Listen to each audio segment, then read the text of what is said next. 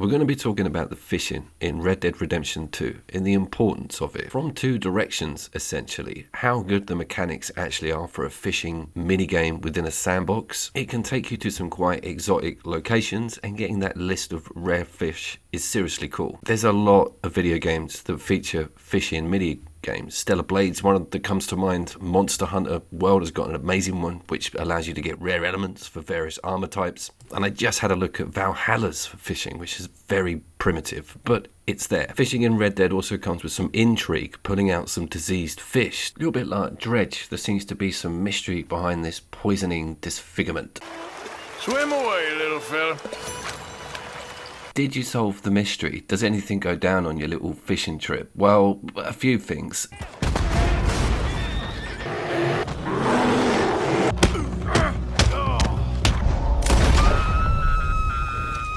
Also, whilst I'm looking at this, 2024, 2018 called and asked what the hell you're doing with the graphics nowadays. I am the bloke that put that Judge Holden Red Dead Redemption 2 video together. That's just hit 40,000 views, so you are in the presence of greatness. I am Couch Coop, and let's go fishing.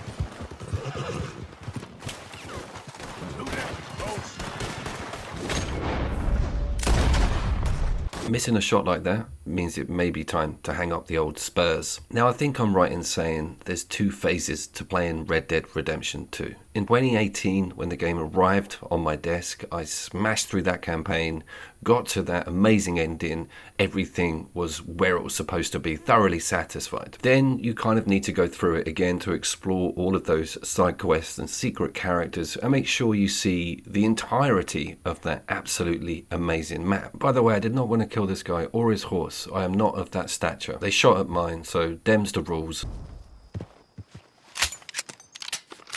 But there is technically also a third phase, and that one came through with me like in the last couple of years, because we've seen a sharp decline in sort of creativity and amazing open worlds in the industry full stop. It's kind of stagnated a little bit. I think a lot of gamers are taking this opportunity to get through their back catalogue, but more importantly visit really strong titles like Red Dead Redemption 2 again. And that brings me on to the fishing and the meta behind fulfilling a role within an open world sandbox game. It's kind of a measuring stick for how detailed everything is within that system or setup. Super weird conversation with this blind guy. Never found him before. He says something well cryptic.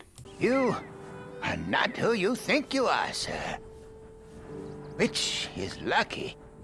But back to that role fulfillment, MMOs or even something like Fallout 76 will have actual human beings like running shops or being traders or being like bounty hunters within the game's mechanism. But to have all of it be NPC and all of it be offline is a real testament to the depth. Because you're not worrying about that campaign progression, being a full-time fisherman or trapper or getting all the legendary animals or fish is just a third chunk to this video game. It also takes you on a very scenic and eventful and NPC-ridden journey through that amazing map. What's your name, mister? Arthur? Arthur? My uncle's name was Arthur! Uncle Arthur, we called him, on account of his name. back to that jab at 2024 at the start of that video. Interiors, the wet look on Arthur himself. It's raining outside. You can see the activity outside the window and the light throwing in, and then that wash as you step out into engine. Completely flawless transition to the horse. You keep saying to yourself, what the hell has happened to the industry at the moment? I thought this video was about fishing, Coop. It is. I've run out of money. You have to buy bait. In actual fact, worms are one of the more cheaper and better resulting larger fish baits worth purchasing, but you get standard free stuff, which is a piece of corn, a piece of cheese, and a bit of floating bread crust. So I find a contract, $25, Eliane Swan, thinking I haven't seen this before. This is local by the looks of it. It might be quite fun, and sure enough, This is Swan. You like to come along with me? Eliane, I'm sorry, but I'm gonna make you go with the fella. What kind of man are you? she stabs that guy in the neck. She stabbed me. This is my second swing at this. No chances are taken. Yeah, turns out she's got to be taken alive. No $25. So I have another swing and you have to hog tie her. Ended up in a sort of Benny Hill chase round a rock. And I was also really interested in the idea of saving that guy and seeing if he had any unique dialogue. And I imagine knowing the detail and intricacy of this game's design he has. Fishing, Coop. I haven't actually finished the introduction about having a job or role within a sandbox video game that isn't part of that campaign. I'm putting a cyberpunk video together. I've been watching Ghost in the Shell recently, and there's so many like literally lined up parallel shots and ideas that are in cyberpunk that I think they plucked out of that absolutely stellar 1995 animated film. You can't actually assume an extracurricular role in that game. Yeah, you can do contracts, yeah, you can do gigs, or you could like steal stuff off everybody and trade that in for income, but there's no real embedded actual position within that city itself. GTA also threw like taxi driving, or you could steal a police car at one point and do like arrests off the computer. They need to bring that one back for 6. The trapper/fisherman life in Red Dead Redemption 2 is so fleshed out that it's become more addictive than any of the side quests or going through that campaign again. The dialogue to this is so good. How I got in this unfortunate situation. But a big, strong man like you'd set me straight. I'm listening to it and I'm thinking, let's do it. Let's go off grid. Let's just start a new life. I'm a full-time trapper in Red Dead Redemption 2 now, but sure enough, as with all these instances, there's a switcheroo. I wish I'd cut your belly open and shown you your guts. Gutless bounty hunting nobody. I hate you. I hate you. I hate you. And then like steady on love, you're gonna upset the horse, and we get one of the most perfectly timed NPC one-liners ever to occur. You just lead me to my path, and I'll leave you to yours. A brilliantly written jail sequence where you put her behind bars. There's a relationship with her and the sheriff already established. There's some depth with this, and it's a very detailed thing, I think, to find behind one of these bounty contracts, because they're not all that interesting, and some of them do just involve the killing of some outlaw at some hut. This one came with a bit more than that. Men just got a habit of dying around you, don't they, Mrs. Swan?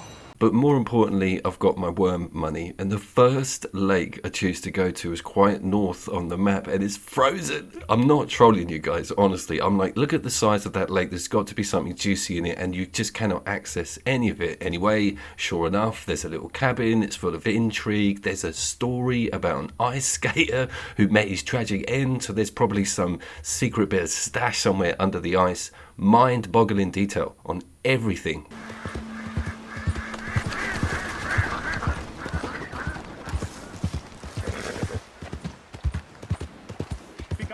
So we're off. We've got our worms. I'm not going to go to another pond or lake. I figured some river fishing, some of the easier stuff, the perch and things that aren't poisoned, and something pretty large. All of my caught fish are like well below 10 pounds, which I just think is horrendous. The game has not thrown me anything decent, despite the fact of me spending loads of money on baits and switching everything out all the time. There's a crazy dude in the river talking to himself. He again says some well weird cryptic stuff to you, even like not sleeping. I'm pretty sure that's the second Judge Holden Easter egg. But then he says he doesn't sleep, and then he wanders off and goes straight to sleep.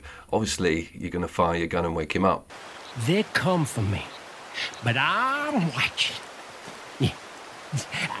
I never sleep. I never do.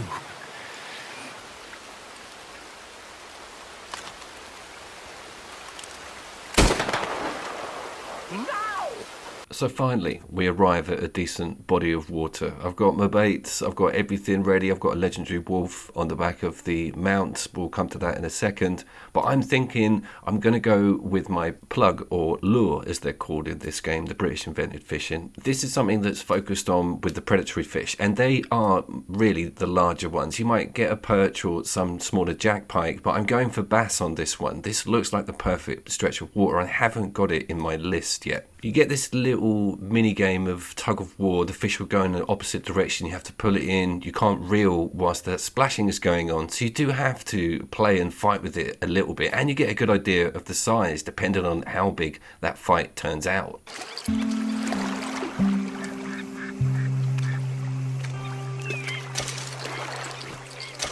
It also wasn't diseased, and there's a connection with the way the water looks. You know, that petrol, like effluent, if a lake or pond has got that on it, then you will see a correlation with the diseased fish coming out of it. This is me going for salmon, and yeah, you do need fast moving stretches of water, and that's one of the more legendary, tougher fish to get, is I think the king sockeye salmon. Oh, sockeye, great. I can't put you back.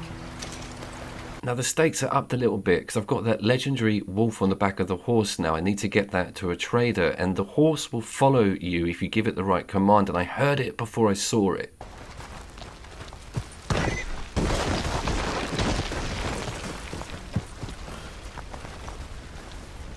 Check the wolf and wolf pelt are okay before reviving that horse. It's all about priorities. But in all seriousness, the animation, the rocks sliding down the hill, I remember the Uncharted stuff as well, the revamped, remastered material. People are showcasing all the dissipation and amazing mountain sections of that game as well. It's a little bit like the squid guy in Pirates of the Caribbean. I think something's happening with graphics. I don't think techniques are getting passed down.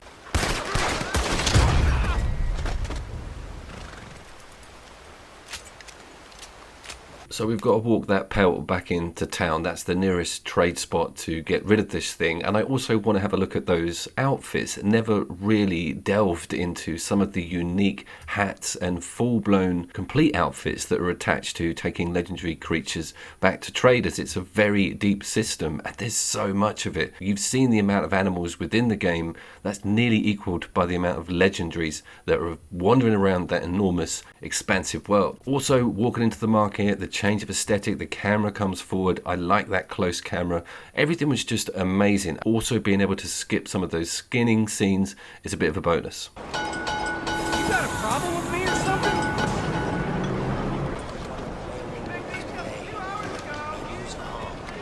Can't do nothing about that.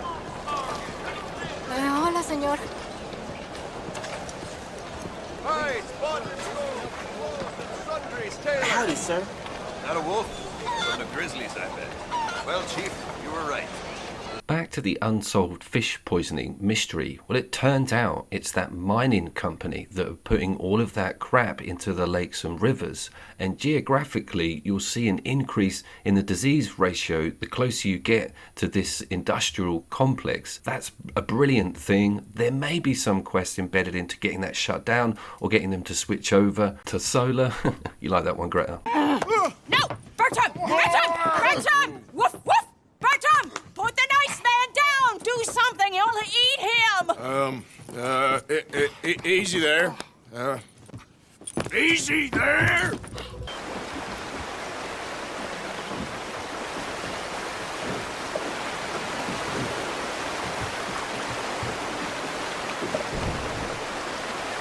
So I figured I should save my most decent catch of the footage to the end, and this didn't come without risk. I actually had to go down some whitewater rapids and spot a little island. I wasn't even sure I could equip the rod from that island. I nearly drowned jumping on the damn thing, and I lost the boat.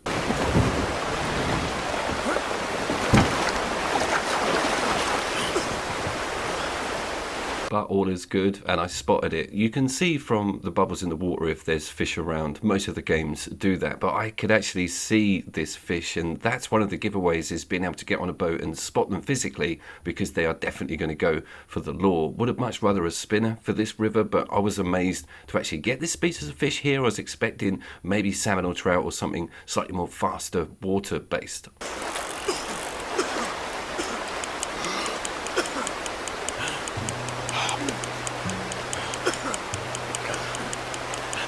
Notice the hand on Arthur with the reel. Even though I'm giving it the beans and going like round really quickly, he's reeling it in super slow. The whole thing took about 4 or 5 minutes.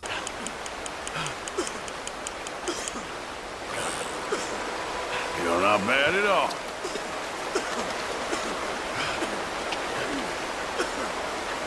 Pike, I think. Tough guy, huh?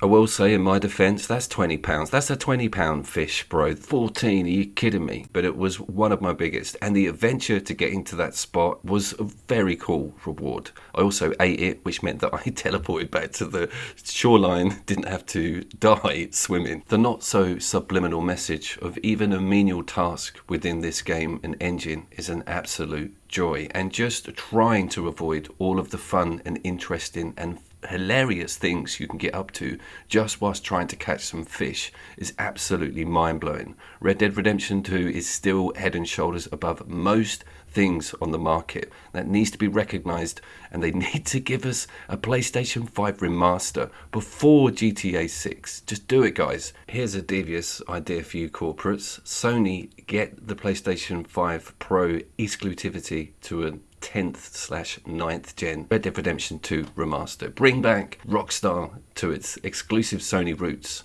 Jesus, Coop, that's blasphemy. And Ubisoft, look on at this. This is not ray tracing. This is not Outlaws 2024. This is 2018. Anyone putting together a new sandbox open world game needs to sit in a room with this on a TV screen, and they need to realise how high the bar is if they're even going to start with a single beer code.